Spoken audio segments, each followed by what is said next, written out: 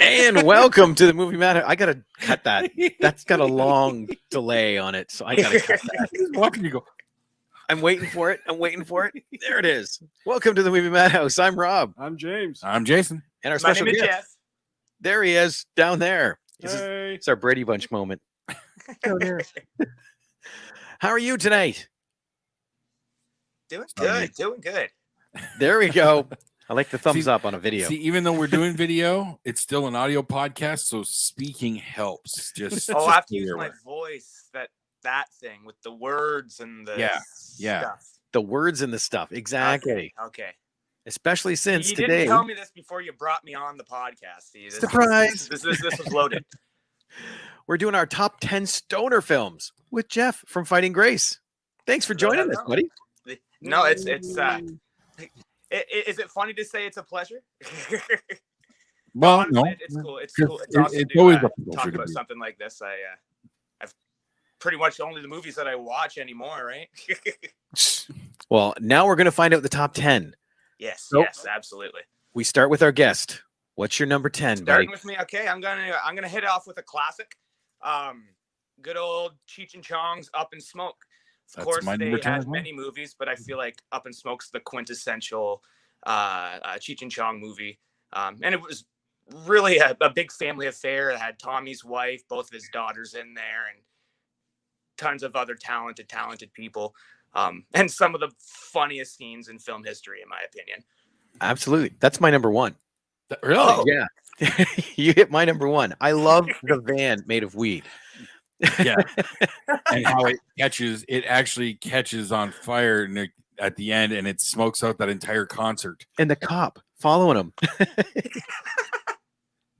I get it. I get a kick out of watching that film so I regret much. to say I have not seen any of the Cheech and Chong movies, Oh. except for none of the stoner movies. I have seen the Corsican Brothers, Okay. but it oddly enough, back in high school and college, me and my younger brother and his friends were always doing the whole "Dave's not here, man." We heard that comedy bit, but we never saw the movie. That's on their tape. Yeah. Well, Yeah, it was a tape when I had it. Yeah. Or an album, which I think it was their album Big Bamboo, came with a giant rolling paper inside the album. Of course it did. That's true. It did. I have a copy of the album, but not the rolling paper. I think it got used. You telling me you have one? Yeah. Oh, No, God. no, Rob. Rob's going just- to get it. Oh, Rob's checking his record collection. would you look at that? Oh wow. Does it still have it? Oh, wait. The big reveal. I actually have 2 of their albums. Los Conchinos. And this one is cool because when you slide the album out, oh, look what's hidden in the door. Oh, nice. Right?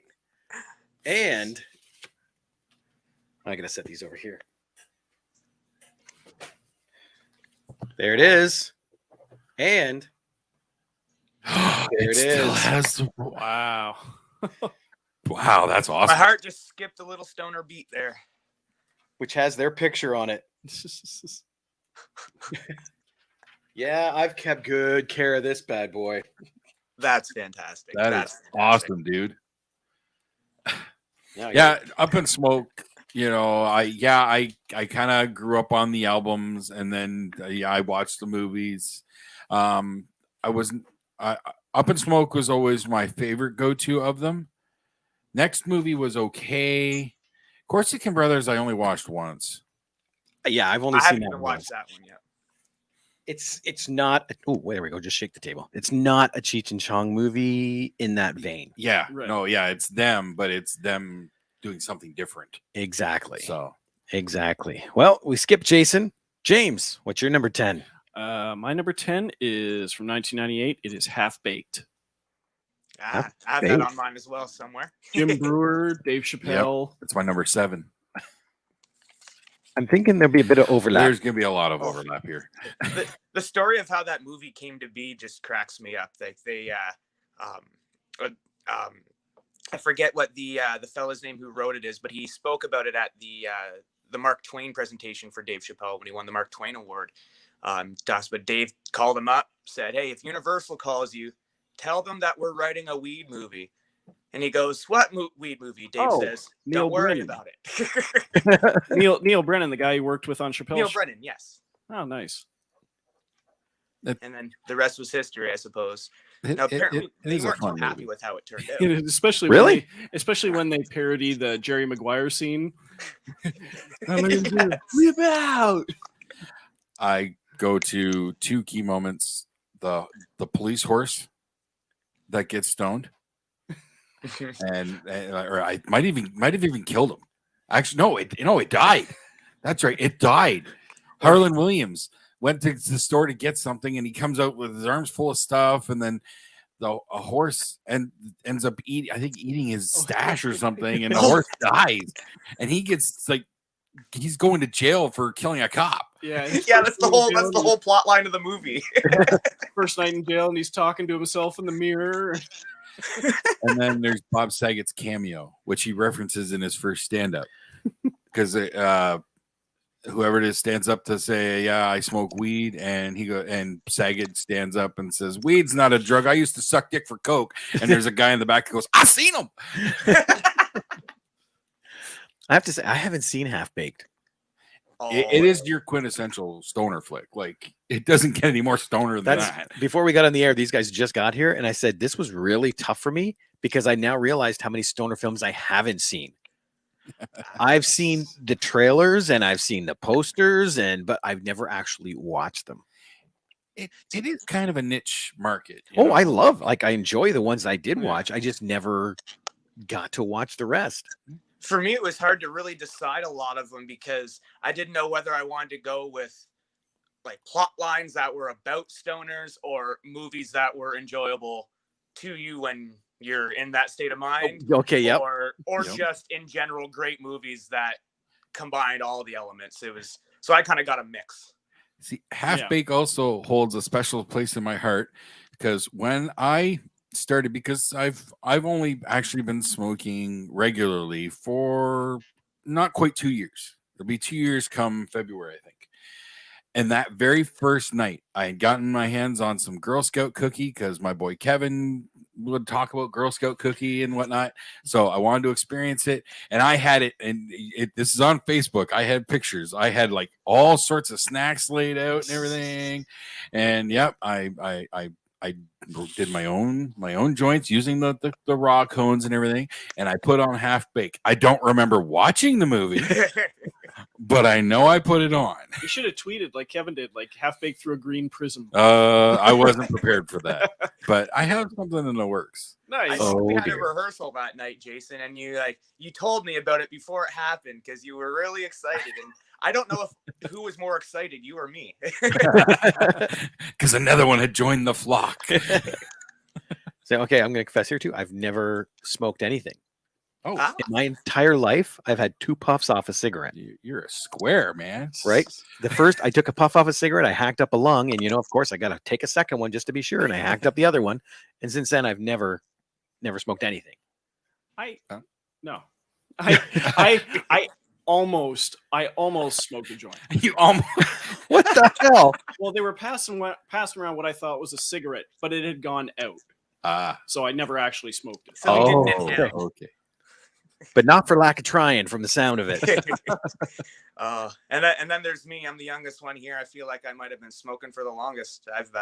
I'm 28 now, and I've been a legal medical patient since I was 19. And let's not try to kid ourselves. I enjoy it recreationally just as much. It's all for medical purposes. Exactly. I feel like the lines of use depend on the context of the situation. It's all good though to me.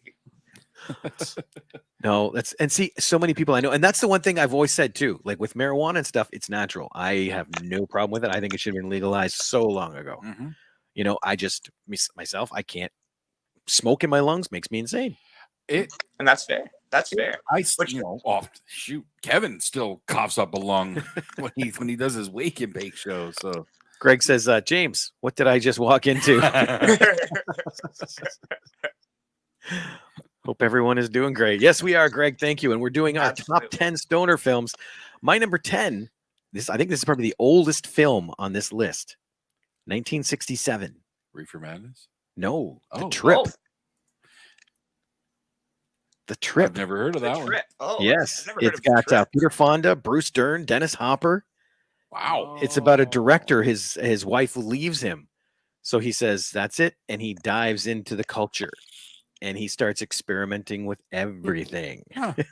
I think I've vaguely heard of that, but I'm more familiar with the modern movies, The Trip, that have like Steve Coogan and Rob Brydon, I think, where they basically go to another country and they're doing like dueling Michael Caine impressions and just touring around the country. Nope. Not a clue. That's what I'm here for. Oh, Greg's got a couple. Dude, Where's My Car? And Pineapple Express. They may show up on the list. I'm sure they will. Well, at least one of them is on mine.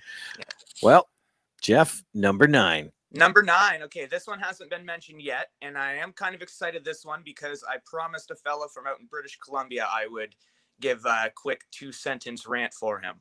The movie Kid Cannabis. That was from, I think 2008, 2009. Maybe after that a little bit. I'm terrible with years. But had Kenny Wormald, I believe I'm pronouncing that right. That was the fellow that played Kevin Bacon's role in the remake of Footloose. So he was a lead role in that movie. And 2014. Pardon? You were way off. 2014. 2014. Yeah, also had Jonathan Daniel Brown, who played JD in Project X. Mm-hmm. That was a pretty good movie, based on a true story, I believe. It is based on a true story. Yeah, 2 teenagers from California. They wanted to figure out how to make some money. One kid was cool. One kid was a nerd. The nerd figured out that he wanted to smuggle Canadian weed across the border and sell it to their dumb stoner friends. And they made a lot of money and ran into some stuff. And the movie is the true story about that. Ron Perlman, too. Ron Perlman's in it. I just Ron Perlman's in it. He actually plays a fantastic part in that. And Amanda Tapping. That's one of my favorite roles that I've seen him play. John C. McGinley from Stargate. I never watched Stargate. And, that's the big. John Stockwell was the fellow who directed, and he's done some nice work as well. Yeah. But the quick little rant that I promised I would give, there's a great scene in that movie that kind of sets up the rest of the storyline where they get across the Canadian border, they get into Vancouver, and they go to a dispensary. Their plan is just they have a couple $1,000 cash in a backpack, and they want to try to find someone to buy a whole bunch of weed from to bring back and sell. So they go into a dispensary, which is a real dispensary, the Vancouver Cannabis Buyers Club. It's been around, I believe, 35 years at this year.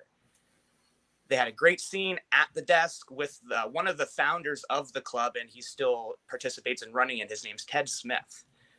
Lots of dialogue between them. It sets up a great little side story in the movie, if you will. They never gave Ted Smith or the Vancouver Cannabis Buyers Club any credit in the movie, still to this day. Really? Really. And Ted has always been really butthurt about it. Pardon my language, but I mentioned to him because I know him personally that I was going to mention the movie in a podcast, and out of respect, I asked him if he wanted me to mention it. And he goes, "Please do."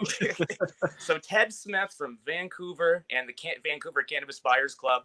That is the scene in the dispensary in Kid Cannabis. It's been rectified.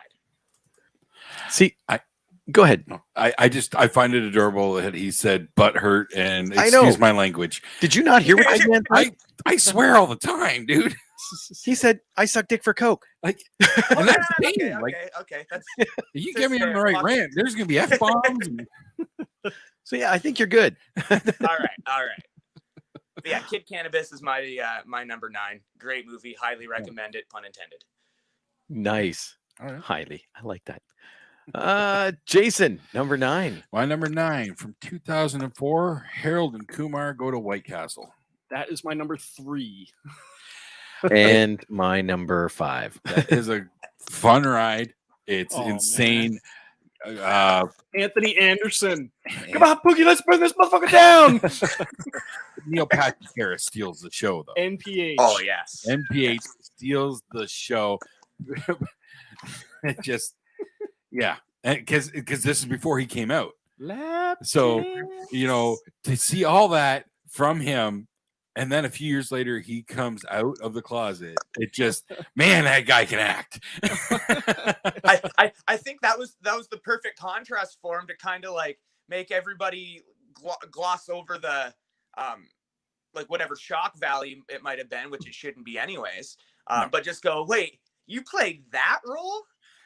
And thoroughly shatter the Doogie Howser image. Yeah. Oh yeah. I think that was actually his first goal, was to get rid of the Doogie Howser. Just okay, he just shot Doogie Howser. I still love one of the posters for Harold and Kumar Escape from Guantanamo Bay. It was just NPH on a unicorn. I never saw that one. Where's his car, dude? Dude, where's my car? I don't think I've seen that one either. I haven't seen that poster. I've seen the movie. I like the first one is better, naturally. The sequel, a little too ham-fisted at times. Yeah. But yeah, White Castle, it still stands. Nice. James, number 9. Oh. Number 9.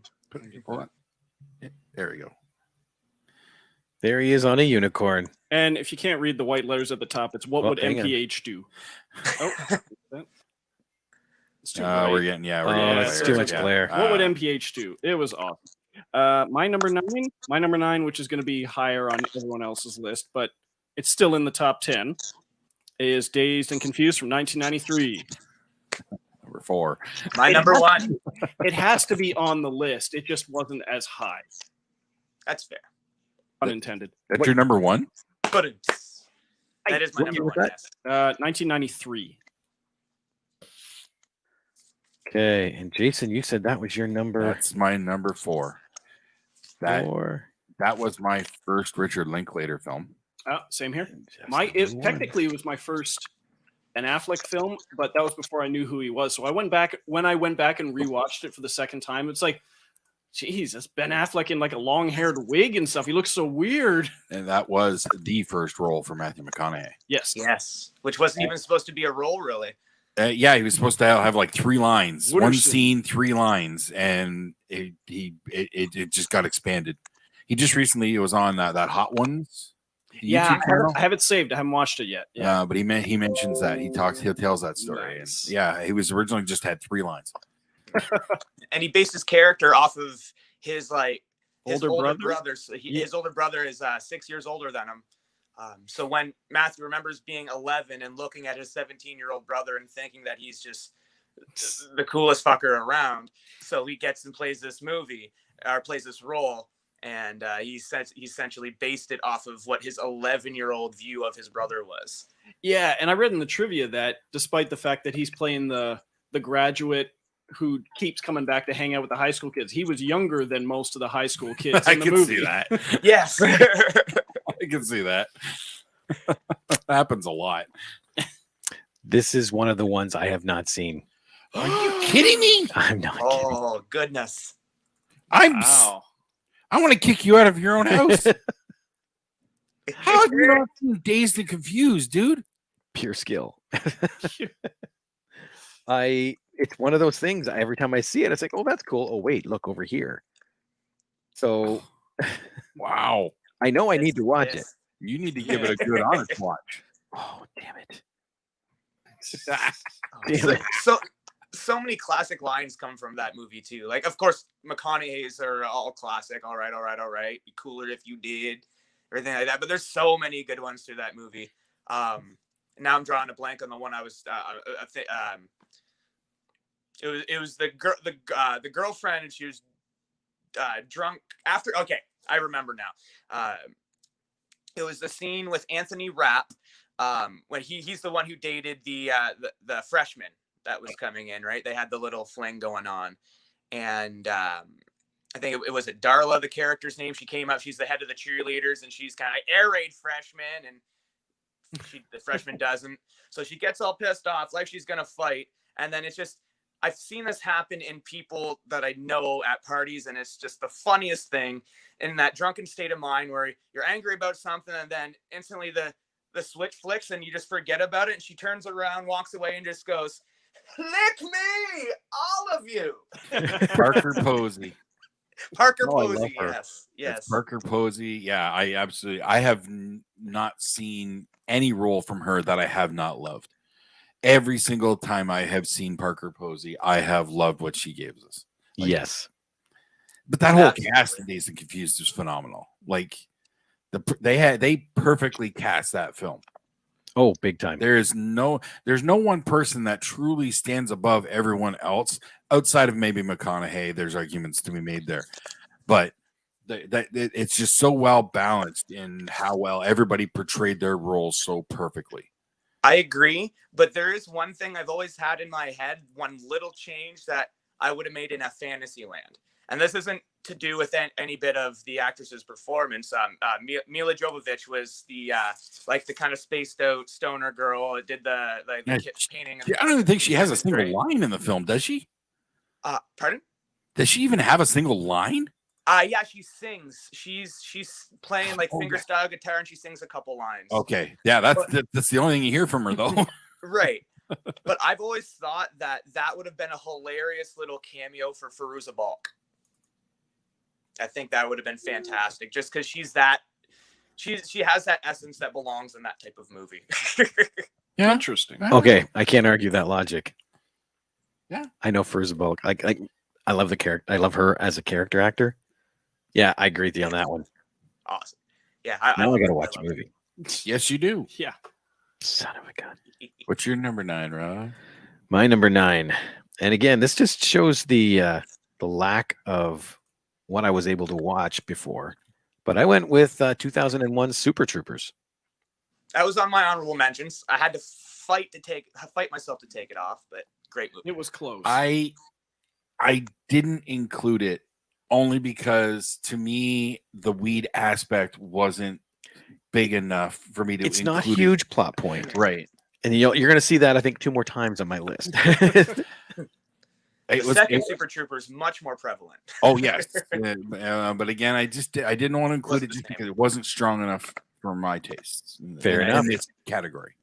Well, let's get to Jeff's number 8. Number 8.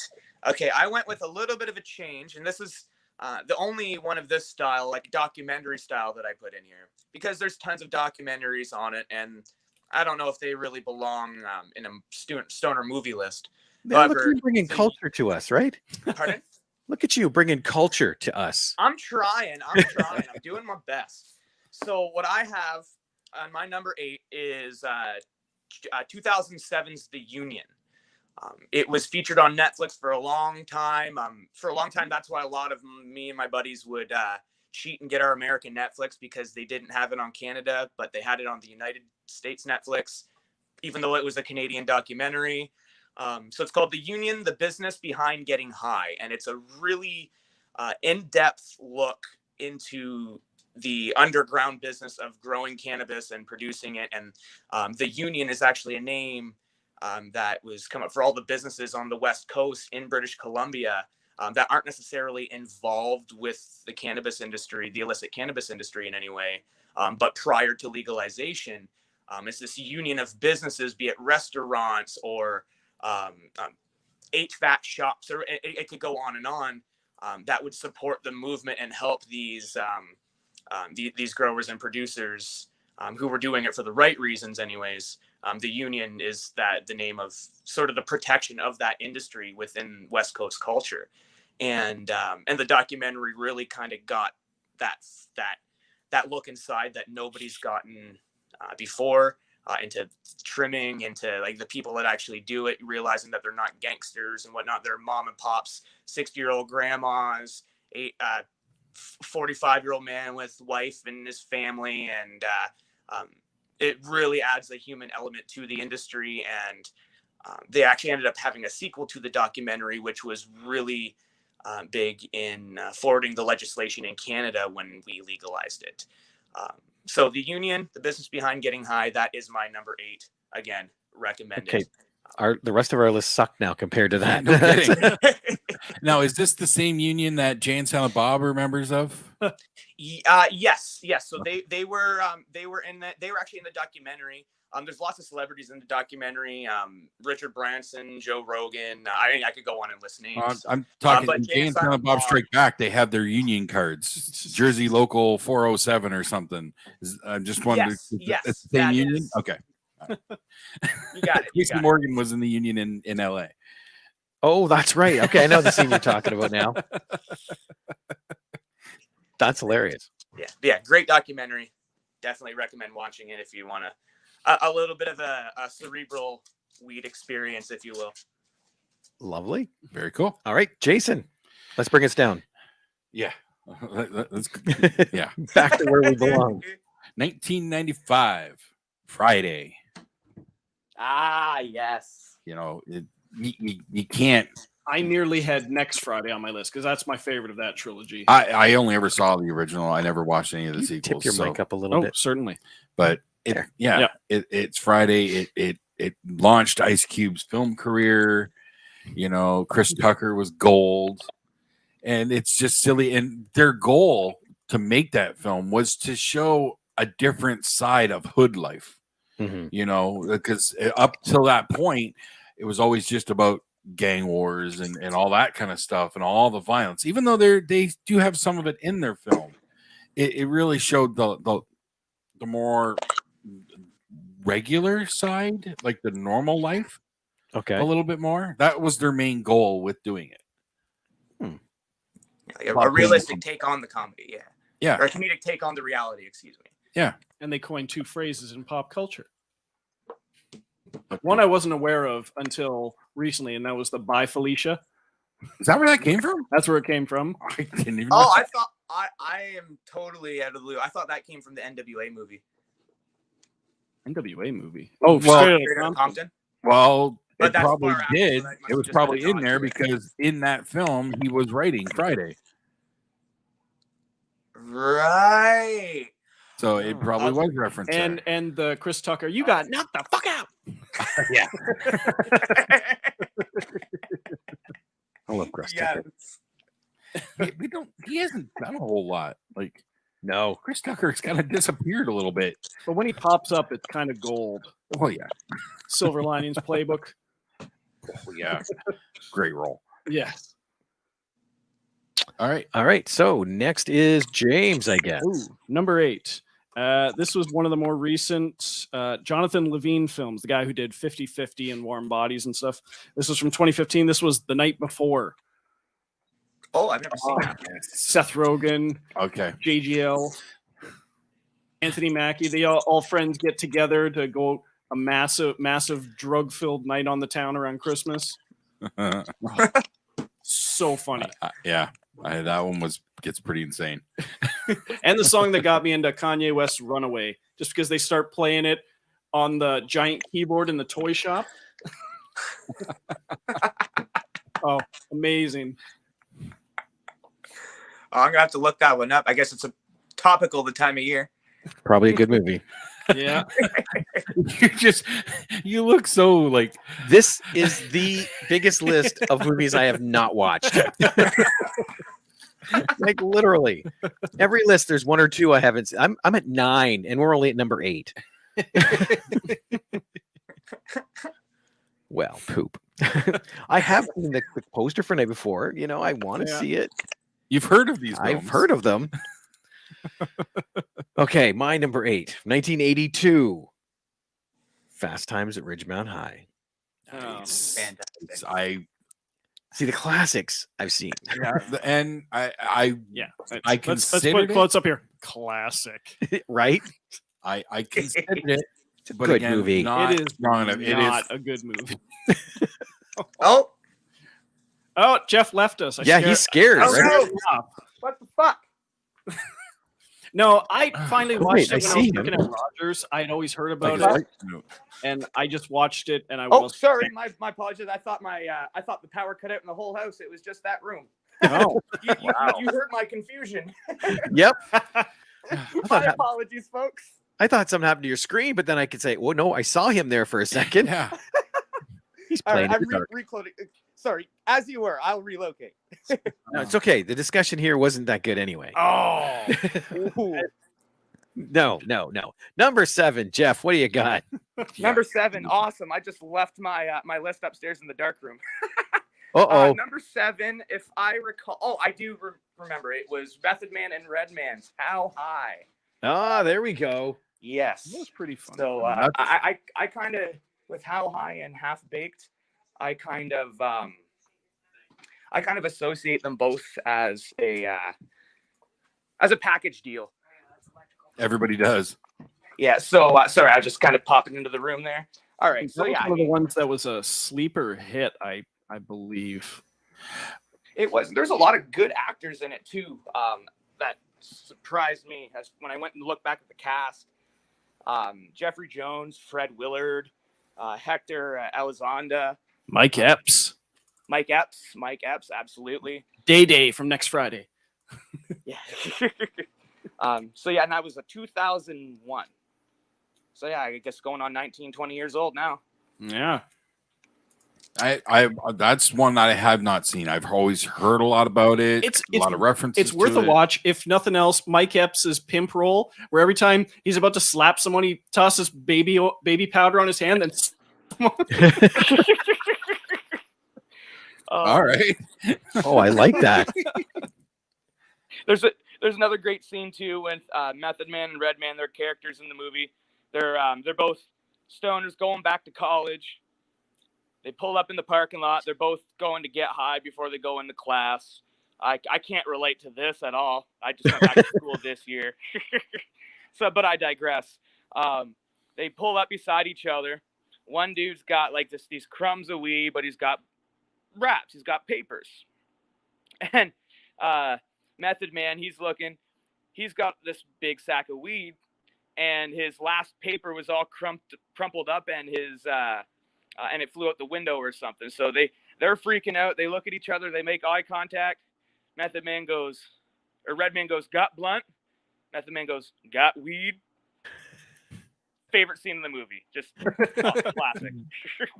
Nice. Kind of sound like the Reese's peanut butter cups thing. You got weed in my papers. You got papers in my weed. I think we've just written something here. But yes, that is my number 7. How high? Nice pick. Mine's Half Baked. Yours is Half Baked. James. Oh, okay. Mine is relatively recent from 2019. It's Harmony Korine's most recent movie, The Beach Bum, another Matthew McConaughey movie. I never did get around to watching that. It took a while for me to wrap my head around, but it's one of those movies. It was his follow-up to Spring Breakers, and it looks very similar, but it's a lot more of a tragic movie, and it seems like Matthew McConaughey's character in the movie, everyone realizes how much of a tragedy this is, except him. He never gets brought down in the movie, but he's like this legendary poet who hasn't written anything in years, and he has a very rich wife played by Isla Fisher, and she dies.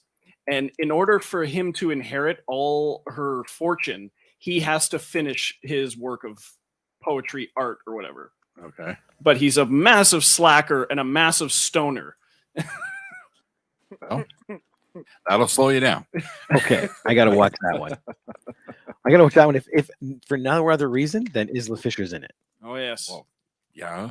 Like, that's the only reason I watched Scooby-Doo. All right. And Hot Rod. And Wedding Crashers. And, is she in that? Yeah. She's the stage 5 clinger. I have not watched Oh, that's right. You've never seen that? Wedding Crashers. I forgot about this. Oh my God. I'll find you. Oh, that's another great movie. Oh, Yep. yeah. Yeah, I have seen that. Yeah. You know what, man? I remember that. Oh man, Will Ferrell shows up at the end. Mom, where's the meatloaf? I've seen this one. Okay, we're good. But that's not the stoner movie. Damn it! So close. All right, fine. Mine from 1999. I adore this movie. Good movie for Jessica Alba too, if I remember correctly. Idle Hands. Oh yeah, that's on another list of mine. Yeah, that didn't come up. That didn't come up as a stoner movie for me. Well, there's a wee bit in there. It should have. Actually, now that I think about it, yes, but I'm saving it for my horror comedy list. This is Evil Dead 2 on a bigger scale. Oh my goodness! With the hand. Yeah, that movie is so funny. I love that movie. It is. Yeah, it was fun. Yes. But that's an early Jessica Alba in that, if I remember that. Pretty early. I can't even talk. If I'm remembering correctly. Yeah. Okay. Well, on to number 6. Number 6, this will be quick because you've already mentioned it, but one little tidbit about it that's funny. Half Baked, we talked about that. One little tidbit I have written down here, which is rather hilarious. It was a blockbuster disaster. It didn't make jack all for money. And upon a little bit of investigation, I found out why. It opened against Titanic, 007 GoldenEye, and Good Will Hunting. Yeah. Yeah. It didn't take a chance. Titanic in its third week, mind you. But yeah. How does 3PO say that? The odds of successfully getting money from that weekend are 3,722 million to 1. Yeah. Never tell me the odds.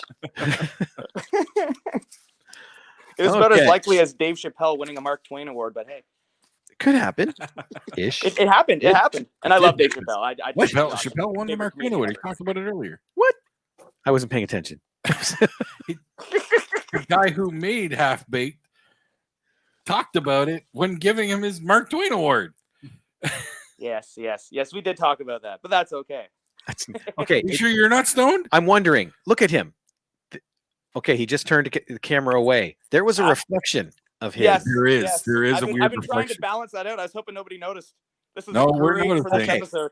Dude, go to the we're left, doing the top 10 right. stoner films, and you're messing with our heads here. Okay. I swear it's not a filter. This is just a great reflection. That is weird. That is so cool. That is cool. Okay. I'll just do the rest of it like this. Right? Hang on, let me do this. Mama, there we go. just killed a man. His own Bohemian Rhapsody video. Love it. I just got to get the ghost to harmonize, and got to get myself to sing on key. And good luck. They never do anything you want. Jason, number 6. Number 6, which might be higher for some people, but 2008's Pineapple Express. Number 1.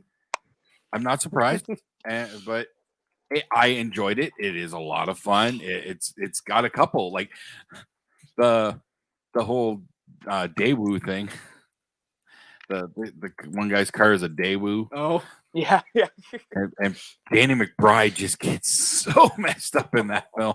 I've seen Pineapple Express too, but I've not seen Pineapple Express. Pineapple Express was actually good. Number 2, I enjoyed the. Jeez. Because the first movie's just so fucking ridiculous anyways, right? Like, it's, to me, sequels to movies that are just so slapstick, they're okay. Well, this is a sequel in a movie. This is from the movie This Is the End. Oh. Wait, what are we talking about now? Oh, are we frozen?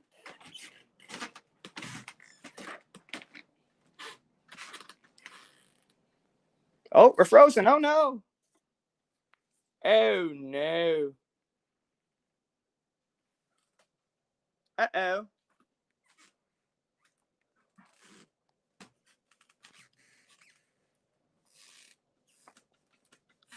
Oh, no.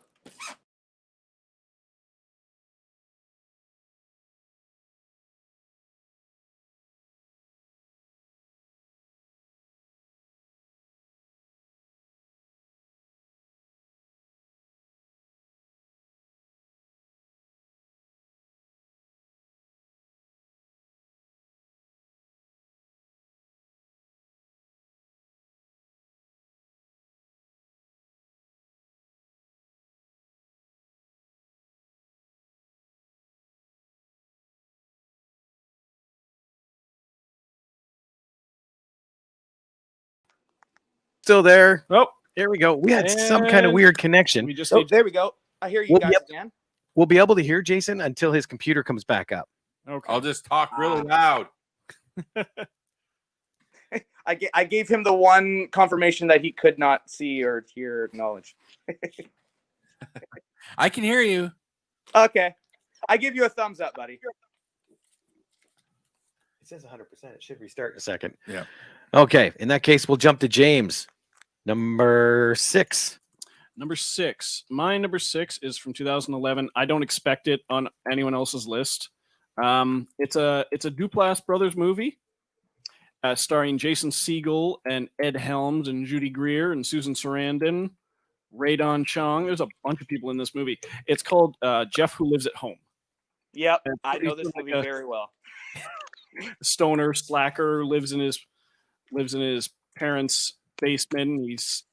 It's sort of like he's seeking his destiny, and he ends up spending the day with his unhappily married brother who's chasing after his wife who may be cheating on him, and it's a quirky comedy drama. Never heard of it. Yeah. It's a great one. It's a great one. Me being Jeff, who moved out of his parents' house at 27, was kind of triggered by it, but Yeah, no doubt. Oh, same here. You're Jeff? No, I moved out. He was in the sequel, James at Home. Actually, no, I may have moved out at 29. I can't remember. It was so long ago. My number 6. It's all relative. What's that? It's all relative. Well, they were all related. That was bad. That was. Yeah. My number 6, I don't think it's going to be on anybody else's because of the sound of the talk we had before, but mine's Cheech and Chong's next movie from 1980. Yeah, I like that. It has it's still good. I still have the DVD of it. But see, more and more now, I'm thinking it's not because I really enjoyed it that it's on here. It's by lack of options for things I've watched. I mean, that could be. Because I am now seeing I have not watched a lot. I've got a couple on the list here that I'm excited to recommend to you. I think you'll really enjoy, but I'm going to see if anybody else says them first. Well, who knows? Well, nice. You get to go up now because you're number 5. All right. I'm surprised this one hasn't been mentioned yet, actually. Tenacious D, The Pick of Destiny from 2006. Oh, yeah, I completely forgot about that one. So many great cameos in that movie. I mean, of course, Jack Black and Kyle Gass, but we have Dave Grohl, Tim Robbins, Ronnie James Dio, Amy Poehler, Meat Loaf, Amy Adams, Jason Segel, John C. Reilly, Will Ferrell. I mean, go on and on. It's just a fantastic movie that makes no sense from 10 minutes at one point to 10 minutes the next. But I think probably my favorite scene in that movie would be Tim Robbins as the strange old dude that gives him the map to go find the guitar, the Pick of Destiny at the Rock and Roll History Museum. And he's like all decrepit and walking with a cane. And when they get the pick, he goes, come here. So I can stab you. And Kyle like, no, we're not coming over there. Okay, well, wait there. Then I will come over there. And when I get there, I will fucking stab you. No, dude. And then they just fucking run away. Everything about that movie makes me giggle, but that's probably one of my favorite scenes, easily. Ben Stiller's is good too. Oh yes, in the music store. I watched it once. And I like Tenacious D, but for some reason that movie just didn't stick with me. But I feel like that's just one I need to revisit.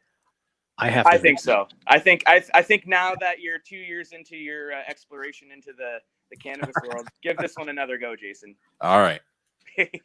Well, Jason, then what's your number 5? My number 5, 1996.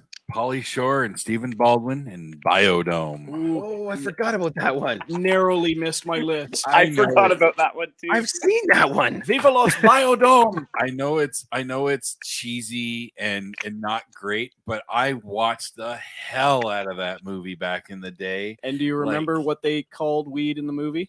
I know they had Purple Sticky Punch. That's what I was thinking. I thought that was the strain. And what's your name? Purple Sticky Punch. Yeah, Kylie Minogue looking just so hot. Again, that was one of those I watched for a certain reason. Yeah, and ended up enjoying the film. And the bit with them farting and then guessing, like figuring out what they ate, like what? That was just disgusting, but kind of interesting. Well, even there's an odd scientific validity to that. Even after they've been in the biodome for a while, when he's like, yellow dye number 3. Soy pancakes with lactose-free cheese? I forgot all about that one. And then once they've officially gone into lockdown, and then the cops are trying to get them out, and they try to use some sort of like psychological warfare on them, so they start playing safety dance. Oh, God. And they randomly have a little person dancing with them in the dome. Yeah, I remember that. It's so much fun. It's so goofy. And now there's buzz because I guess Encino Man is on Disney Plus, and it's getting some watches. So now there's a bit of a campaign to get Encino Man 2. Oh, I gotta watch. I didn't know it was on Disney Plus. It must be, because they're campaigning for Disney Plus to make us an Encino Man 2. Oh, it doesn't take that to do it. They'll do it for anything. Pauly Shore is the one who's leading the charge, of course. Yeah, because what's he doing right now? Well, that's true. But he has said that he's been in contact with Sean Astin and Brendan Fraser. They both want in. Yeah, because what are they both doing right now? Right. Brendan Fraser's in damn it, Doom Patrol. Doom Patrol. Yeah. He's a voice. Literally. It still counts. He spends a weekend and then he's done. It's still work. He's got You're time. belittling voice actors. No. You are belittling the work of voice actors right now. Not at all. They can bang out a lot of work, voice actors. I know. Okay, he's in Doom Patrol. I don't know what else he's doing. He did kind of disappear for a while. So yes, he was a hot commodity, particularly starting from Encino Man. That was his breakout. And then just kind of poof, he went away. Yep. It was like he did The Mummy, and then he did Journey to the Center of the Earth. I think it was that the one with the Yep. Yeah. Yeah. And then poof, he was gone. Was that his last one? I gotta look at that now. Cameoed in the first G.I. Joe movie. Oh yeah. Yeah. Oh shit. Oh, he was in Crash. I forgot about that. Well, James, what's your number 5? My number 5. One of the best Adam Sandler movies that he's not in. Oh, Grandma's Boy. That's my number 1. That one is my number 1. Oh my god, the Dance Dance Revolution scene. What? Did I win? Did I break it? What's high score mean? What year was that? Sorry, 2006. Yes, that is my number 1, strictly on rewatch ability, because I didn't watch that movie for the first time until I want to say less than 10 years ago, and I finally watched it, instantly fell in love with it, and have rewatched that movie so many times that I can almost quote it from start to finish. it's a car bed, yeah, but it's a sweet car bed. I'm thinking about getting some rims, maybe a car alarm, or a CB to talk to other car beds. Your roommates, don't you mean your parents? Yeah, my Same thing. roommates. I remember when that movie came out. I was in grade 9, and we were sitting in English class. We had a teacher that was there because just filling in the last few months because of a maternity leave or something. And it was Friday before a long weekend. Teacher goes, "Listen, we got nothing to do tomorrow. So what do you guys want to do in class? I'll go grab a movie from Blockbuster or whatever." Blockbuster was still around. And we convinced her to go rent Grandma's Boy and watch it the next day in class. Oh boy. And I'm pretty sure 3 weeks later she was gone. I forget her name. I'm sorry if that was you. We were terrible children. But yeah, that was the first time I've seen Grandma's Boy, and it got me it got me all revved up for the weekend. And now I have not watched it in about 6 months. I got to watch it again now, like tomorrow. And the house party scene. Yes, the stoned grandma. Grandma drank my pot. I like how he keeps looking at me like he thinks I've seen it. One of Jonah Hill's first movies too. Oh, yep. Ah, right. Very young Jonah Hill. Yeah, he was either there. Yeah, oh, yeah, he was. It was either that or 40-Year-Old Virgin, which was his first one. One of those two. They're very close. He was the one making out with the stripper all night. Oh yes, he was in 40. I forgot he was in 40-Year-Old Virgin. I think his name's Carl. I think, and yeah, Carl sucked on his first boob for 19 hours. Okay, I'm gonna watch this. It's pretty funny. Like Damn. How much do clothes cost in the Matrix? How can they see me? Apparently, there's a lot I got to watch in this. You're gonna have a long list of homework. From I this week. am so. Well, my number 5, we've already talked about Harold and Kumar Go to White Castle. Yeah. So that means we are on number 4, That was Jeff. so not extreme. Number 4. It's so not extreme. I know extreme sports punk number 1. I know. Sorry. That's okay. I'm just going back to many memories of childhood, just trolling people with, "You're not extreme." But I digress. My number 4 is it was actually released 6 days after my birthday in 1999, August 13th, 1999. Detroit Rock City. Fantastic movie.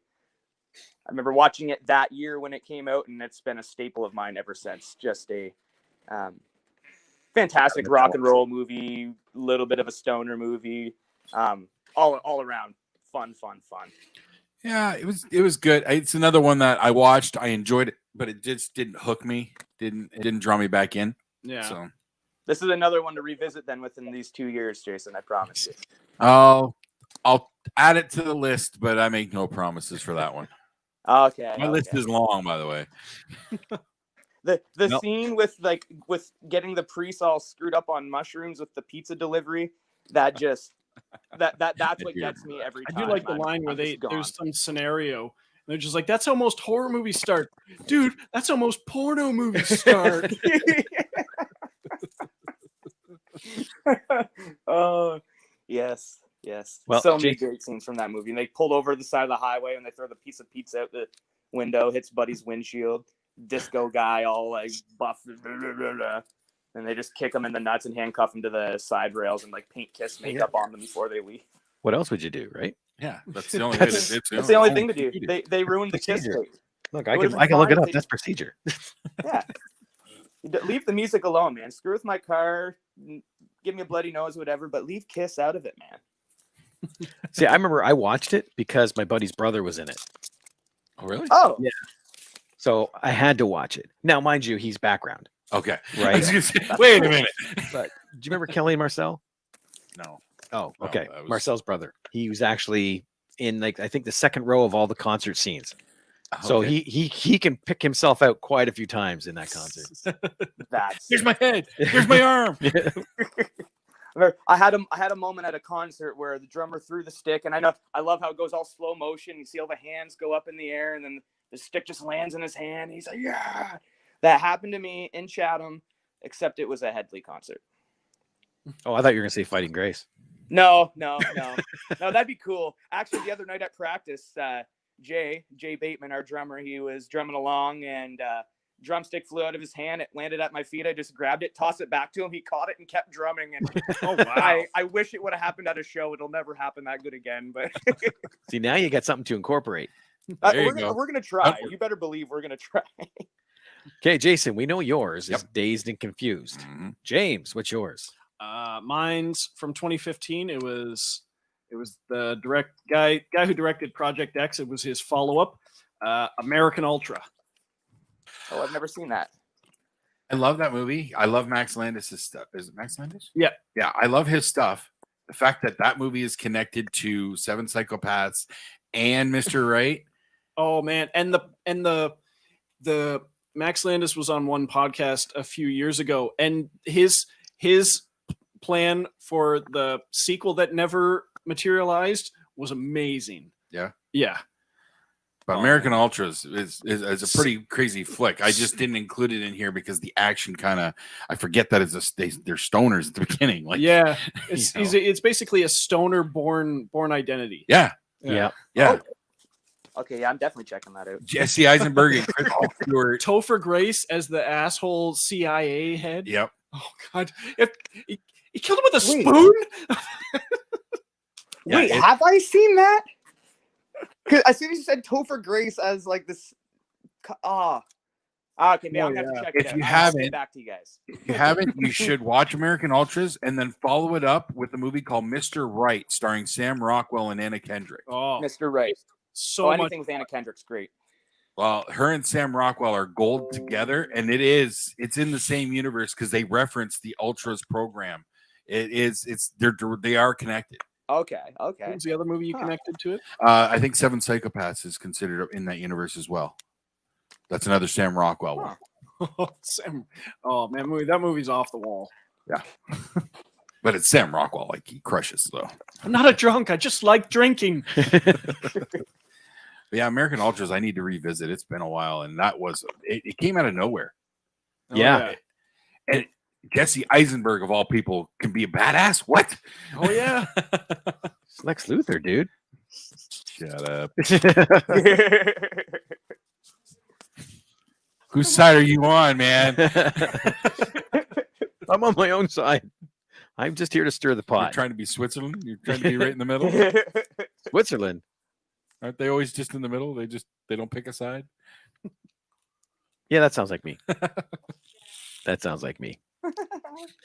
All right, my number 4, and this is another one that has an experience in it, but is not necessarily a stoner film, although it is heavy on drugs. 1993's True Romance. Good pull. Brad Pitt is Floyd. iconic as Floyd. Oh man.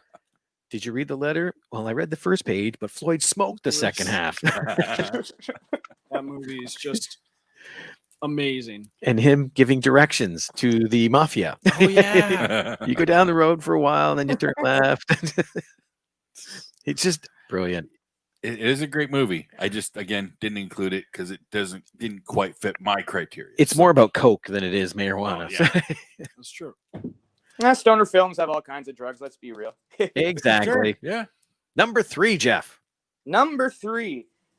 My number 3 and my number 2, I feel like people wouldn't quite expect, but they're two of my favorite movies just in general, how well they were done.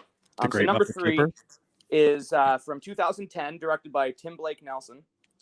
Has Ed Norton, Susan Sarandon, Richard Dreyfuss, Maggie Siff. It is called Leaves of Grass. Brilliant movie.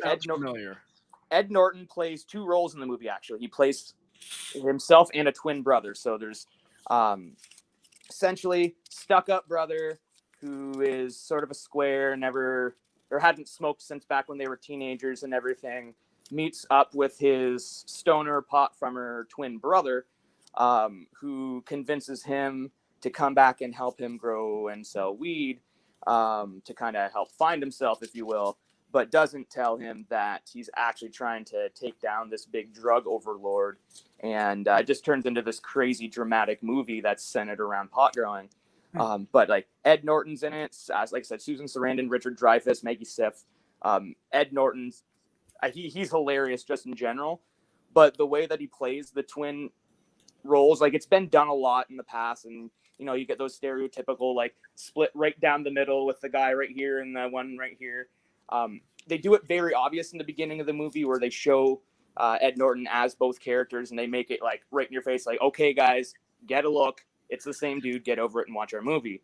And the rest of the movie, it's really brilliant directing, honestly, with the shot work, lots of moving camera shots that feature both parts that Ed plays. Just from a technical aspect, I think it's a fantastic movie, and from entertainment as well. Love it. Absolutely love it. This sounds like something I want to watch. It's a great movie. It's a great movie aside from the cannabis aspects. I mean, I found it literally searching for stoner movies on Netflix, and that's what I found. Type in stoner movies, and that was there one year. But yeah, it's from 2010, and it is a fantastic film. Lots of great work in there, aside from the drugs. It's got a good lineup. Yeah. All right, Jason, number 3. My number 3 from 2019. Jay and Silent Bob reboot. You knew that was getting on there. Had to be in there. I was waiting for something. If you didn't mention Kevin Smith, I was gonna. Well, I don't know. None of the other movies really fit for this category for me, but reboot, the weed is so heavily a part of the story that it had to be included. And come on, you know my stance on Kevin. Of course, I'm going to love it, but I do adore this movie.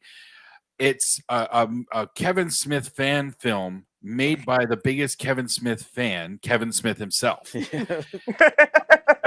If you're a big Kevin Smith fan, you're going to love every single second of this film because of all the references, the inside jokes, the callbacks, everything about it. That the icing on the cake is the Ben Affleck's monologue, but that's and a nice runner-up is the Method Man Redman scene. The Method Man Redman cameo was awesome. Yeah.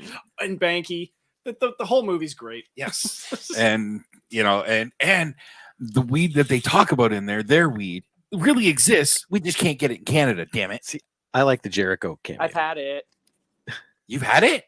Yeah, I was lucky enough to meet a fella by the name of Paul Hartman, who, if you recognize the name, that is Phil's brother. Phil from SNL, rest his soul. Mutual friend, does some publicist work for him.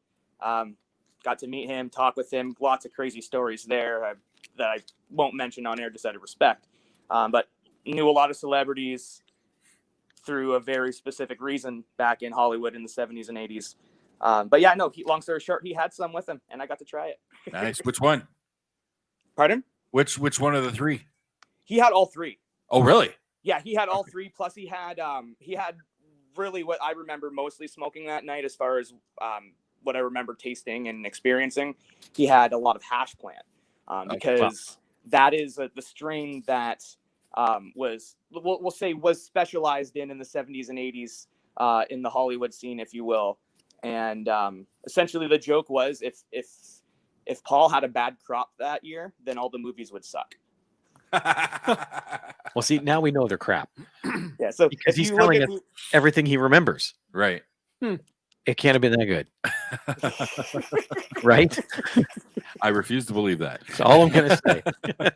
But I would love to get my hands on some of the Snoogans, Snoochie Boochies, or Berserker. Right. Yeah, he rolled up doobies of each and passed them all around. And of course, there was one other fella that Tracy, our mutual friend that was doing PR for him.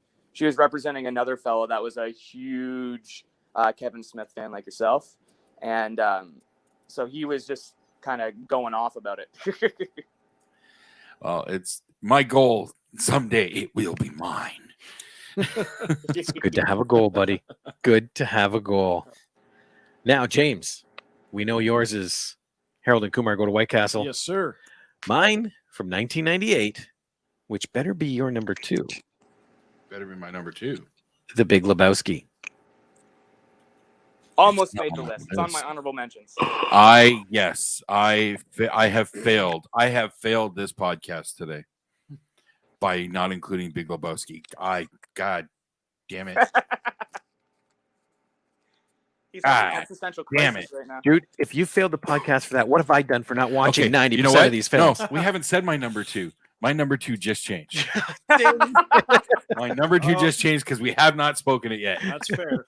I will move this number 2 down to my honorable mentions. There it goes. See, I just moved it. There it is. There. Boom.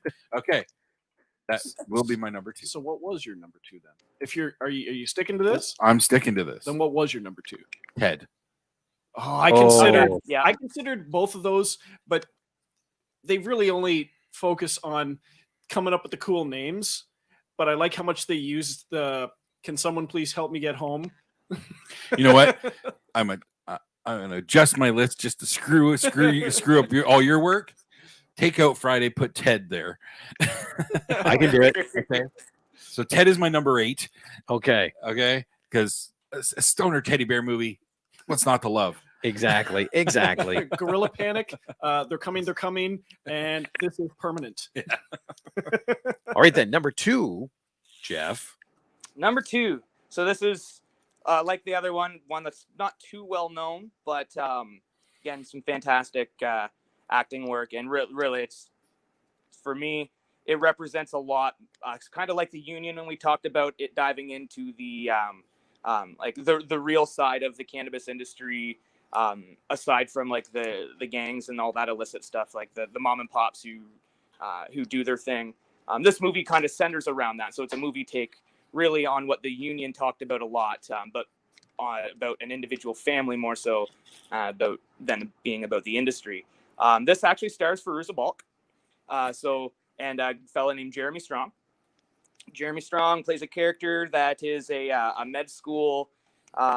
Essentially, he's one of the top students in the school, but his father is his professor, so he essentially gets to the point, writes his final exam, and his father fails him on the exam.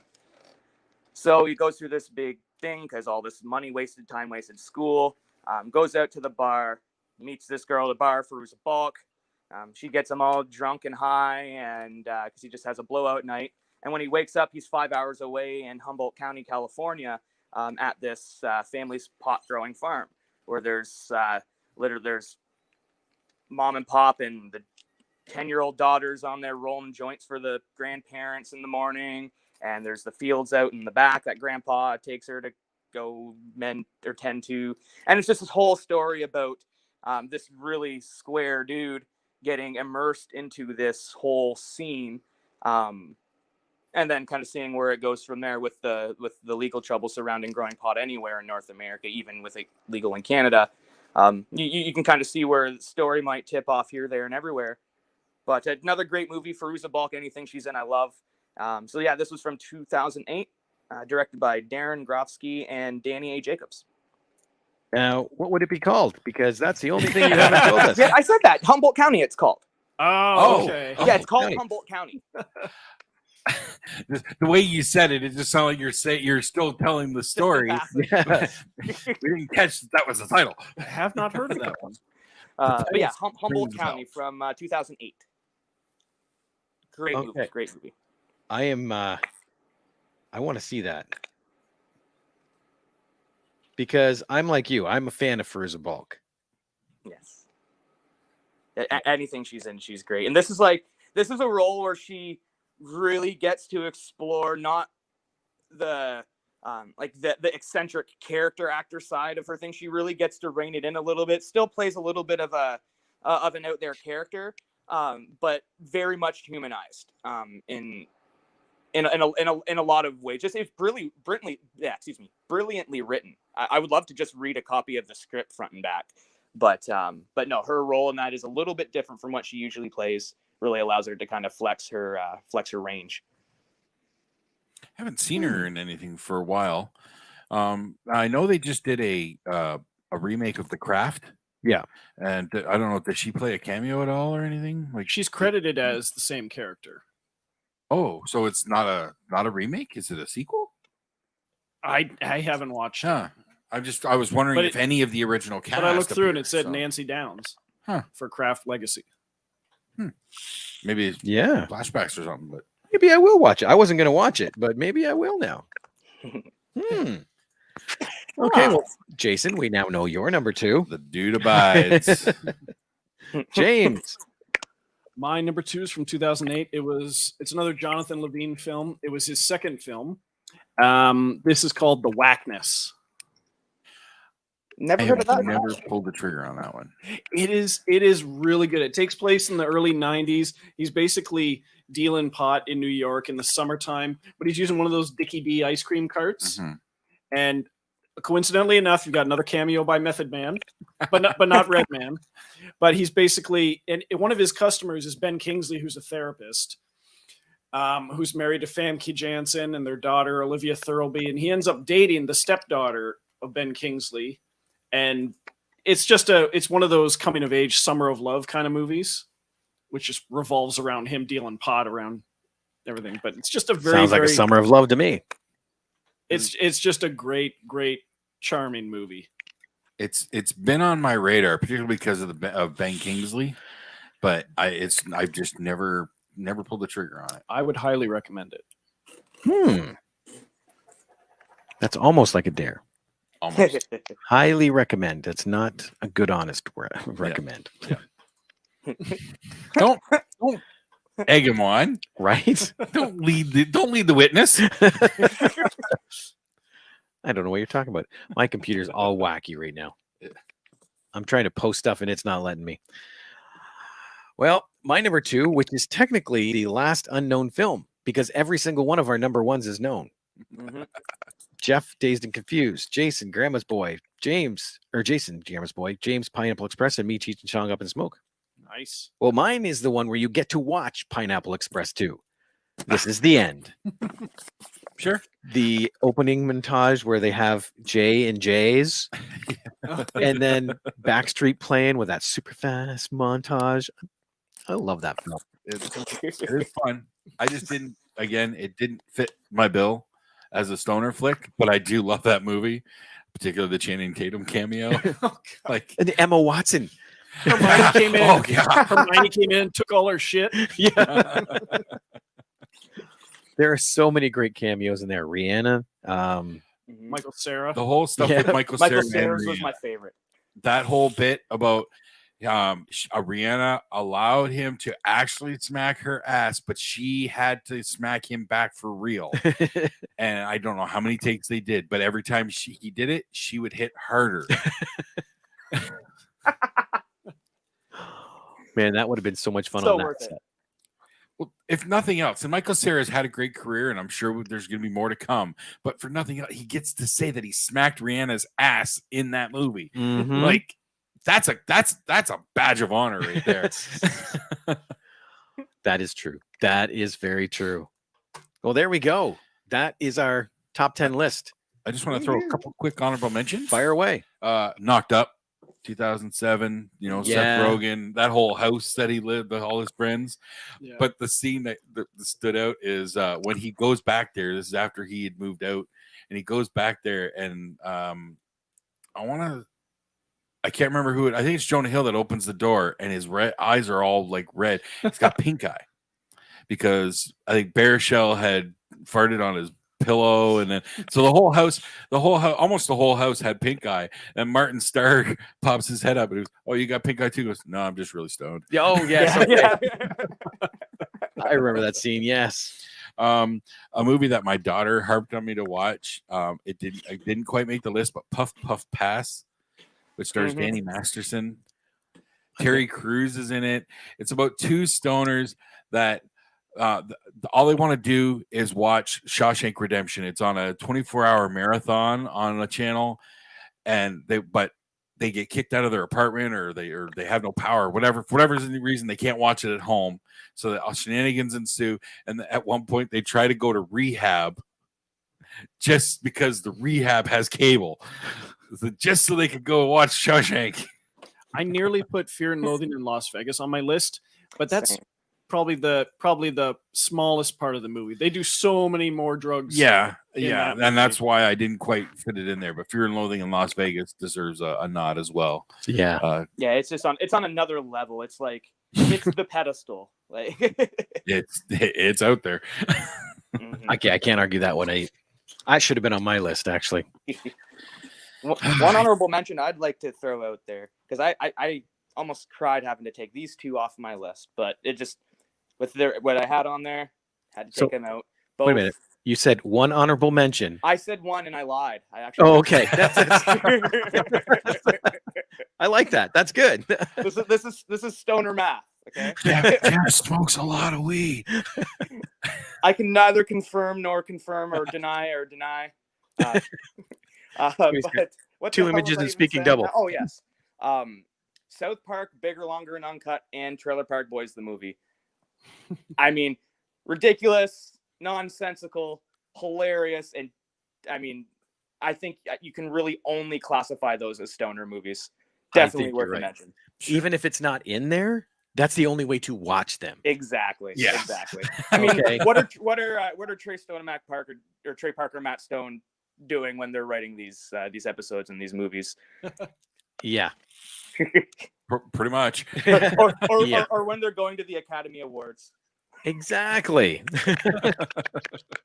That was hilarious. Oh, so good. So good. I love his interview too, because he's not slurring anything. He's very coherent, but you can tell he's just fried out of his skull. He's like, yeah, man, I just love being here and seeing like people, man. So good. So good. That was priceless. Yes.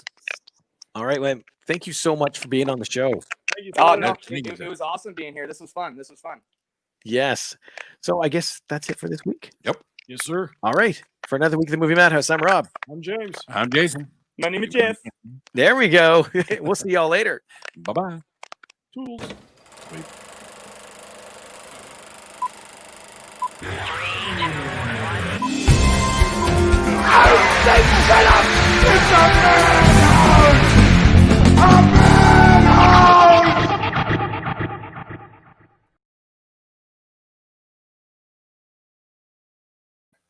It just spins.